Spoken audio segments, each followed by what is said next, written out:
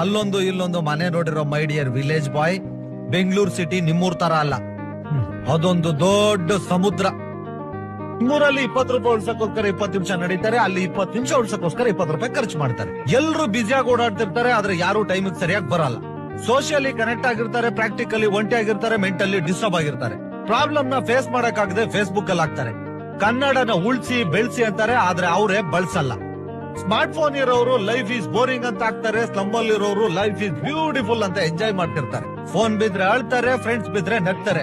Signal light ಬಿದ್ರು car ನಿಲ್ಸಲ್ಲ, ಬೆಕ್ಕಡ್ಡ ಬಂದ್ರೆ car ನಿಲ್ಲಿಸ್ತಾರೆ. ದುಡ್ಡಿಲ್ದರೋರು ದನ ಕಾಯ್ತಿರ್ತಾರೆ, ದುಡ್ಡಿರೋರು ನಾಯಿ ಕಾಯ್ತಿರ್ತಾರೆ.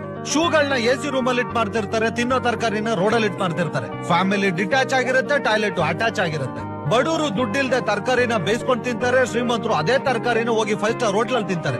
ಕರುಣೆ ಇಲ್ದೇ ಇರೋರ್ಗೆ ಕೋಟಿ ಆಸ್ತಿ, ಆಸ್ತಿನೇ ಇಲ್ದೇ ಇರೋರ್ಗೆ ಕರುಣೆ ಜಾಸ್ತಿ.